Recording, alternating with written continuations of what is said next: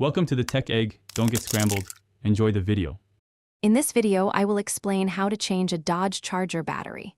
First, gather your essential tools such as a wrench set, battery terminal cleaner, and a wire brush. Always ensure your vehicle is completely turned off and parked on a level surface for safety.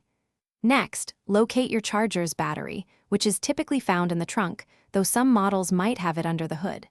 Safety first, always. Now, let's safely disconnect the old battery. It's crucial to always disconnect the negative terminal first to prevent any accidental sparks or short circuits. Use your wrench to carefully loosen the nut on the negative terminal and remove the cable. Once that's done, proceed to disconnect the positive terminal in the same manner. Don't forget to remove any battery hold-down clamps or straps. Hey everyone, if you're finding this guide helpful, please hit that like button and subscribe for more car maintenance tips.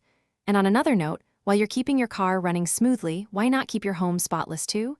Upgrade your clean game with the Shark AI Ultra Robot Vacuum. It's voice-controlled, self-emptying, and pet-friendly.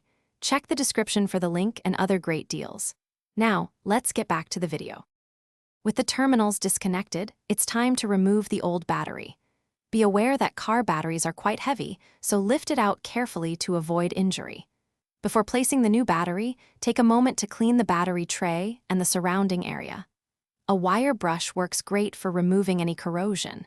Now, gently lower your new battery into the tray, making sure it sits securely.